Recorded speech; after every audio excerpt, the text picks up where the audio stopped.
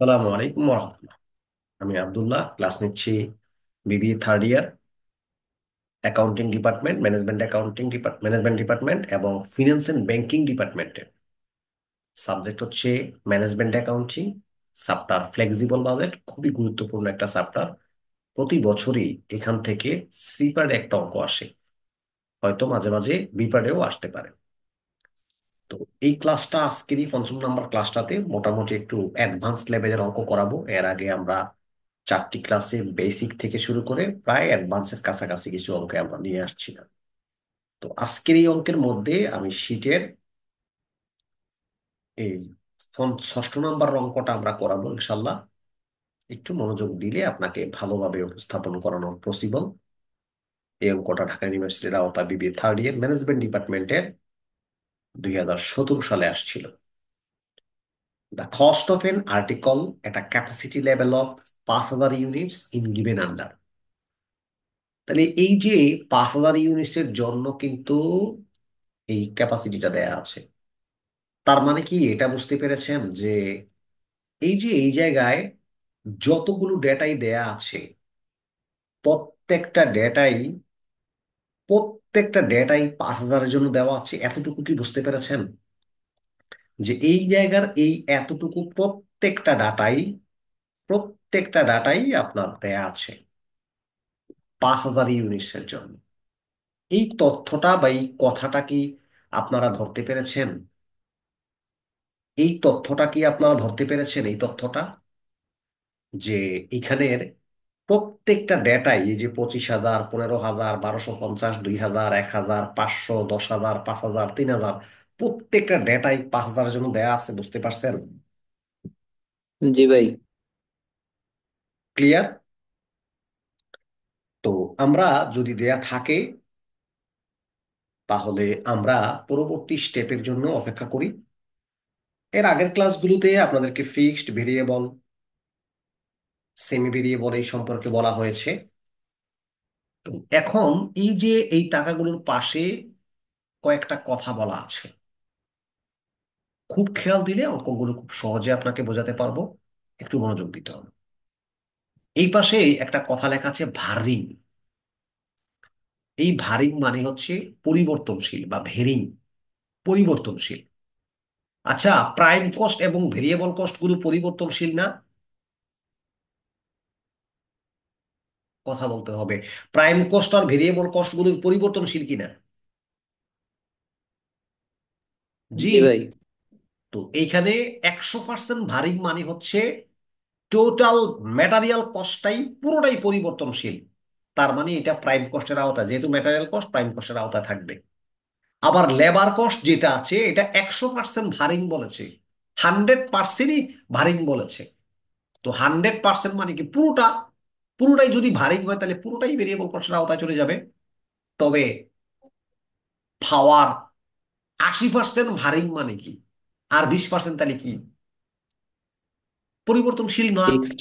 Fixed. সুন্দর। তাহলে যে সমস্তগুলো 100% না, এগুলো হচ্ছে আজকের জন্য সেমি ভেরিয়েবল। যেগুলো 100% না, এগুলো আজকের জন্য সেমি ভেরিয়েবল। আর যেগুলো 100% বলা আছে, এগুলো আজকের জন্য ভেরিয়েবল অথবা হচ্ছে প্রাইম কস্ট। তো আমি কালার করে কি বোঝাতে চাচ্ছি, কালারিং গুলো দিয়ে কি বোঝা যায়? হলুদ কালারের গুলো অবভিয়াসলি সেমি ভেরিয়েবল কস্ট, কিয়দাংশে ফিক্সড যাবে, কিয়দাংশ ভেরিয়েবলে আসবে। আর আর্জেন্টিনা কালার যে করছি, এই কালারটাতে দেখেন এগুলো দুইটা প্রাইম কস্টের আইটেম। ভালো করে তাকান, ম্যাটেরিয়াল কস্ট এবং ডাইরেক্ট লেবার কস্ট, এগুলো প্রাইম কস্টের আইটেম, আমি আগেও বলেছি এখনো বলি। আর এই যে দুইটা আইটেম, একটা হচ্ছে স্টোরস, হ্যাঁ, একটা হচ্ছে স্টোরস এর টাকাটা, আর আরেকটা হচ্ছে ডেপ্রিসিয়েশন। আচ্ছা, নর্মালি কি ডেপ্রিসিয়েশন ফিক্সড আমরা ভেরিয়েবল লিখি নর্মালি? না, ফিক্সড। ফিক্সড। কিন্তু আজকে ওরা 100% ভারিং বলেছে, সুতরাং এগুলো কিন্তু পরিবর্তনশীল। নামে কিন্তু যায় আসে না, তার বৈশিষ্ট্য লাগবে। তো এখন আমার রিকোয়ারমেন্টে কত হাজার ইউনিটের জন্য অঙ্কটা করতে বলছে? বলছে যে আপনি 4,000 এবং 6,000-এর জন্য করবেন। বাট ডেটাটা আমাদের কাছে কত ইউনিটের জন্য দেওয়া আছে? চলেন। ডেটাটা আমাদের কাছে কত ইউনিটের জন্য দেয়া আছে এটা মুখ্য বিষয়। 5,000-এর জন্য, 5,000-এর জন্য ডেটাটা আমাদের দেয়া আছে। তো এখন আমরা অঙ্কটাতে যদি একটু ভালোভাবে বুঝ করি, অলরেডি কিন্তু কোশ্চেনটাকে আমি সহজ করে নিয়ে আসছি। কোন ডেটাটা কোথায় যাবে না যাবে অলরেডি কিন্তু কথা বলে ফেলেছি। এই এতটুকু কোশ্চেনের মাঝে কোশ্চেন না বুঝলে তো অ্যান্সার হয় না, এটা বুঝিনি অ্যান্সার করা যায় না। কোশ্চেনটাই মূল ফ্যাক্ট। কোশ্চেন বুঝলে অ্যান্সার একদম সহজে করে ফেলতে পারবেন।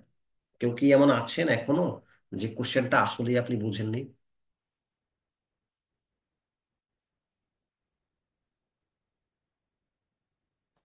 বুঝছি কোশ্চেনটা স্যার। আসলেই আপনি বুঝেননি এমন কেউ কি আছেন? না ভাই, বুঝছি প্রশ্ন। ওকে। তো প্রশ্ন যদি না থাকে আলহামদুলিল্লাহ, আমি অ্যান্সারের মধ্যে চলে যাচ্ছি। 100% ভারিং গুলো হবে প্রাইম কস্ট প্রথম দুইটা, মাঝখানে যে দুইটা আছে এগুলো হবে ভেরিয়েবল কস্ট, আর হলুদ গুলো ভেরিয়েবল এবং ফিক্সড দুইটাতে যাবে। এইটার সমাধানটা আমরা এখন রেডি করে ফেলতেছি আপনার বুঝার সুবিধার্থে। তো আমি এই সমাধানটাকে এইভাবে উপস্থাপন করার চেষ্টা করেছি। আমার প্রেজেন্ট লেভেল কিন্তু 5,000-এর জন্য দেয়া ছিল, আর বাকিগুলো হচ্ছে রিকোয়ার্ড লেভেল। এই যে 5,000-এর জন্য যেটা দেওয়া ছিল, ভাই এটা কিন্তু আমি না করলেও পারি, বাট আমাকে অবশ্যই এই যে 4,000 এবং 6,000-এর জন্য করতে বলছে, এটা আমাকে অবশ্যই করতে হবে। এই 4,000 এবং 6,000-এর জন্য অবশ্যই অবশ্যই আমাকে অঙ্ক করতে হবে, এই 4,000 6,000-এর জন্য। আর 5,000 হচ্ছে আমার কোশ্চেনে দেওয়া আছে, এই যে প্রেজেন্ট লেভেলটা 5,000-এর জন্য আমার কোশ্চেনে দেওয়া ছিল, এই যে 5,000। এখন পার ইউনিট কস্ট গুলো কিভাবে করছি এটা পরে আসবে। প্রথমে আমরা হচ্ছে টাকাগুলোকে prime cost, variable cost, fixed কস্টের মধ্যে সেপারেশন করে দিব। তাহলে প্রথমটা যেহেতু 100% ভারী, সুতরাং এটা 25,000 টাকা আমি প্রাইম কস্টে নিয়ে গেছি, 15,000 টাকা আমি প্রাইম কস্টে নিয়ে গেছি। তারপরে তার আইটেমের নাম কি? পাওয়ার না? পাওয়ার। পাওয়ারের কত অংশ ভেরিয়েবল আর কত অংশ ফিক্সড?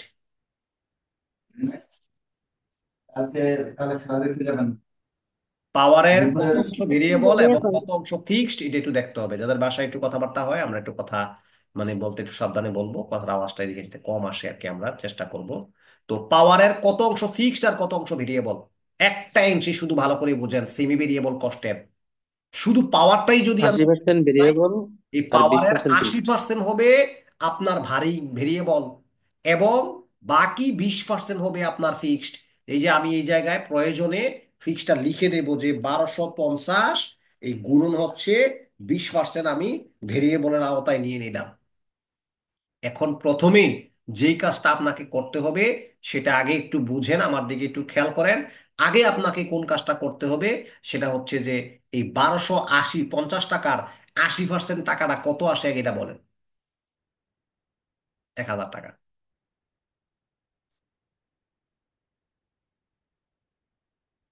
1,250-এর 20% হবে 250 টাকা, যারা বুঝছেন জানাইয়েন।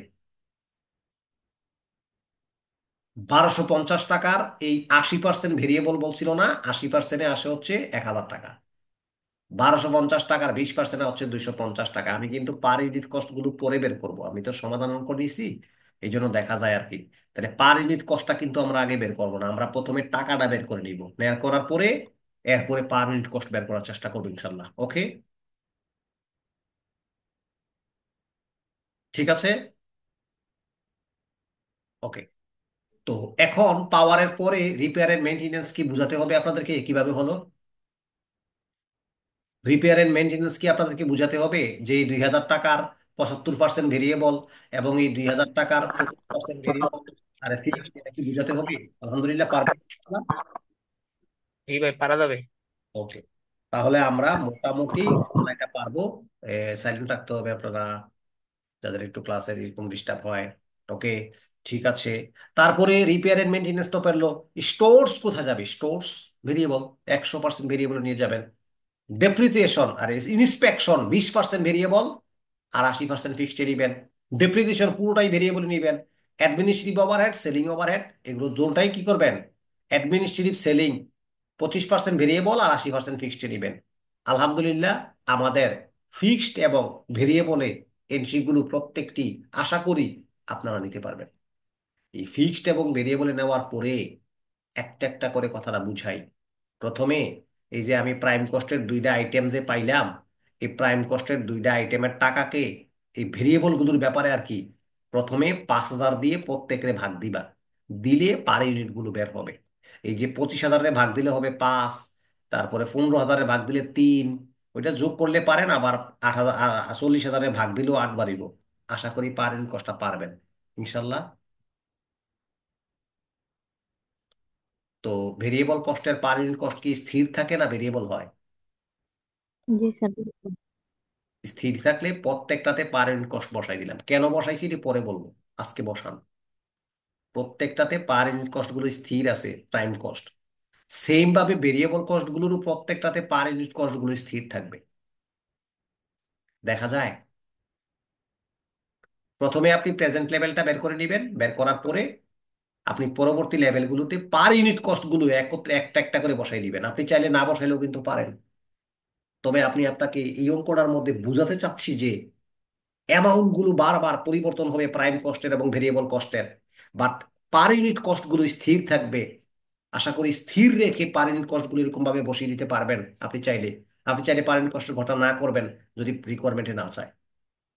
তাহলে এখানে আমি প্রথম লেভেলটা, প্রেজেন্ট লেভেলটা 5,000 টাকা দিয়া ভাগ দিয়া বের করার পরে এই পার ইউনিট কস্ট গুলো আবার প্রত্যেকটা ঘরে বসিয়ে দিছি। আশা করি কথাটা বুঝছেন। বিষয়টা যদি আপনাদের বোধগম্য না হয় আমি আরো একটু স্পষ্ট করি। অর্থাৎ এই পার ইউনিট কস্ট গুলো আমি কথার কথা আমি বাদ দিয়ে দিলাম, মাইনাস করে দিলাম, বাদ নাই। তাহলে এবার আপনি কিভাবে করতেন, যদি আমি এটা ক্লোজ করে দিই আপনি কিভাবে করতেন বলেন? আগে কিভাবে করছিলেন মনে আছে কিনা?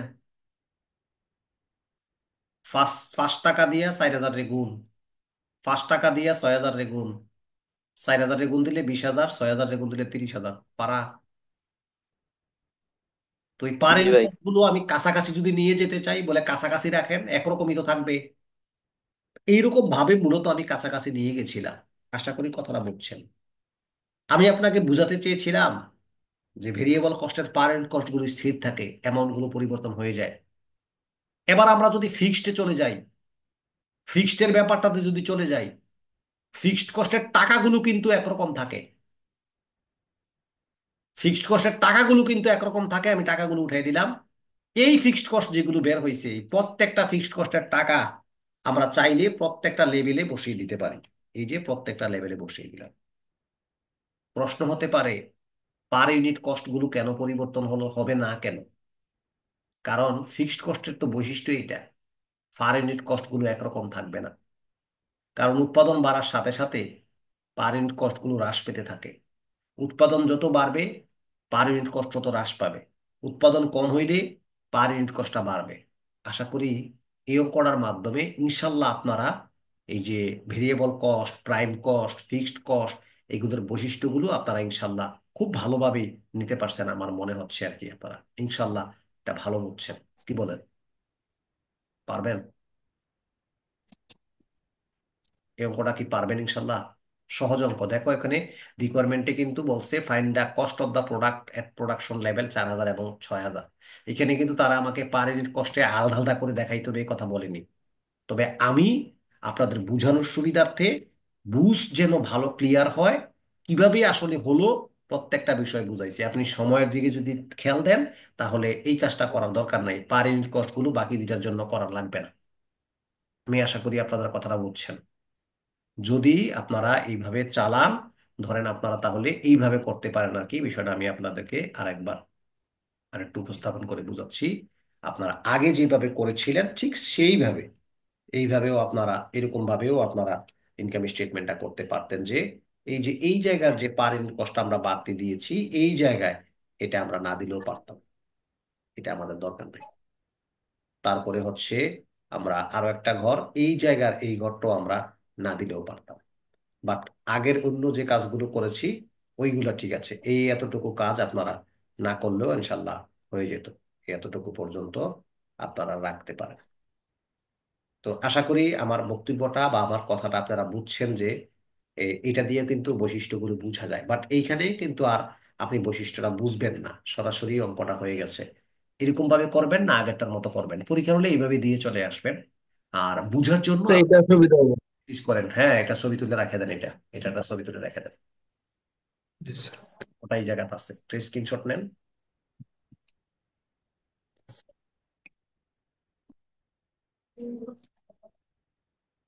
জি স্যার, নিচ্ছি। ওকে, তো আশা করি এই অঙ্কটা আপনাদের দুইটা ফরম্যাটে আমি বুঝিয়ে দিয়েছি। আপনারা আশা করি ইনশাল্লাহ পারবেন। এই প্রবলেম 6। এখন হচ্ছে স্যার একটা প্রশ্ন স্যার। কি বলেন? স্যার স্যার, একটু আগে যে স্ক্রিনশটটা নিচ্ছি না স্যার, এই হুম। মানে এরকম ফর্মুলা দিয়ে স্যার ছকটা তৈরি করলেই তো হইব স্যার, না? হ্যাঁ, এটাই বলেছি যে এই ফর্মুলাই আমি প্রত্যেকটা অঙ্ক করিয়েছি এর আগে, বাট এই স্যার এটাই অঙ্কটাতে এসে বুঝতেছি। আপনাদেরকে একটু এক্সপ্লেইন করে বোঝানোর জন্য আমি পার ইউনিট কস্ট গুলো প্রত্যেকটাতে করেছি বোঝানোর সুবিধার্থে। যে জি কিরকম স্যার। বোঝানোর সুবিধার্থে, যেমন পার ইউনিট কস্ট গুলো ভেরিয়েবল এবং প্রাইম কস্টে স্থির থাকে। এই যে ভেরিয়েবল এবং প্রাইম কস্টে স্থির আছে, এবং অ্যামাউন্ট গুলো ফিক্সড এবং ভেরিয়েবলে স্থির থাকে, অ্যামাউন্ট গুলো ফিক্সড এর বেলায় স্থির থাকে, অ্যামাউন্ট গুলো ফিক্সড এর বেলায় স্থির থাকে, এতটুকুই পার্থক্য দেখায় না, আর বাকিগুলো ভেরিয়েবল। ওকে, এটা বোঝানোর সুবিধার্থে। স্যার আগেরটা বুঝতে সুবিধা, আগেরটা স্যার। হ্যাঁ, এটাতে হলো কি না, এটাতে হলো কি প্রতিটা থিম প্রতিটা ঘরে ঘরে আপনি বুঝবেন। আর ওটা একদম সহজ ফরম্যাট, ওটা দিয়ে আমরা পরীক্ষার হলে করব। ওটাও আমরা আমাদের জন্য ভালো লাগে এটা। জি স্যার।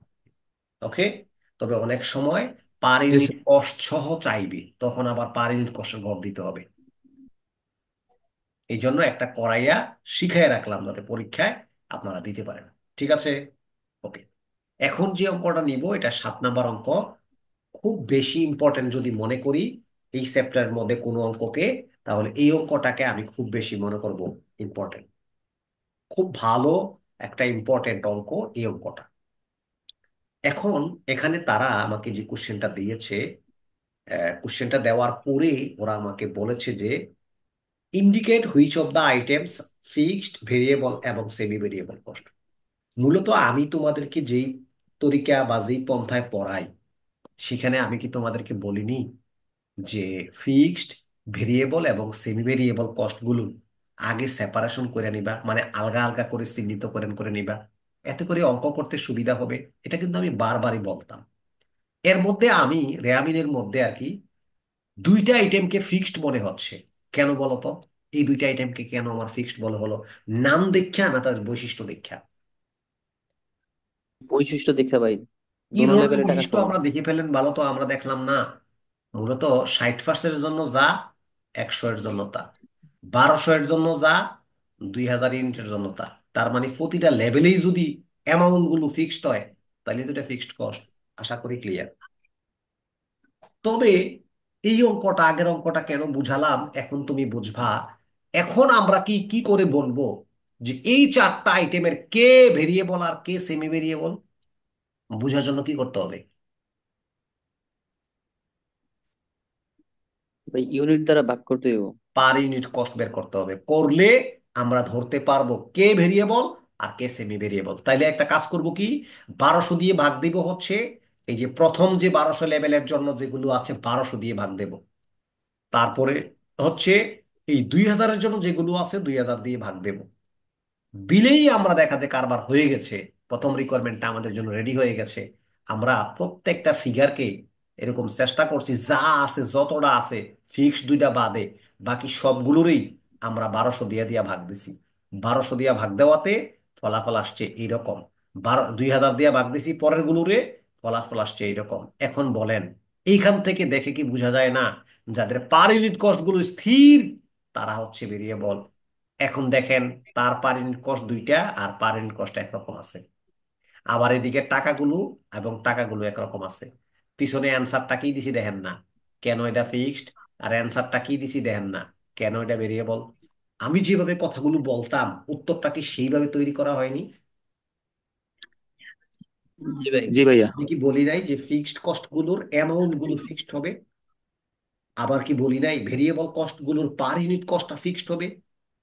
তাহলে ফিক্সড কস্টের অ্যামাউন্টটা ফিক্সড হবে, ভেরিয়েবল কস্টের পার ইউনিট কস্টটা ফিক্সড হবে। তবে দুইটা আইটেম আছে যাদের অ্যামাউন্ট এবং পার ইউনিট কস্ট কোনোটাই স্থির না, এমন কি এন্ট্রি নাই?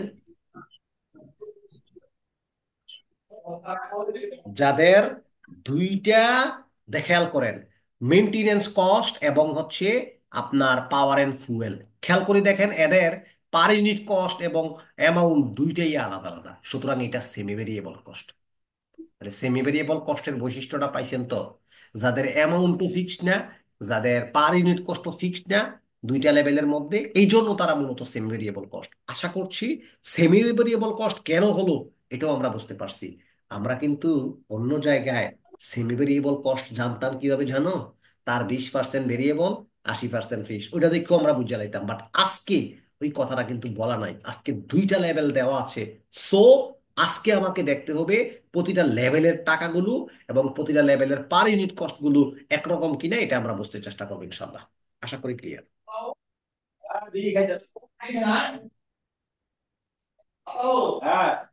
ওকে, তো ঠিক আছে, আমরা মোটামুটি মেনটেনেন্স এবং পাওয়ার অ্যান্ড ফুয়েল এই বিষয়টা মোটামুটি ক্লিয়ার করে ফেললাম।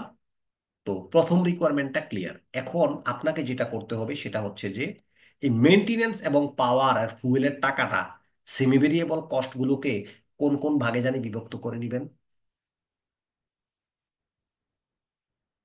ভেরিয়েবল এবং সেমি ভেরিয়েবল এবং ফিক্সডে আপনাকে সেমি ভেরিয়েবল কস্টের টাকাগুলো ভাগ করে নিতে হবে।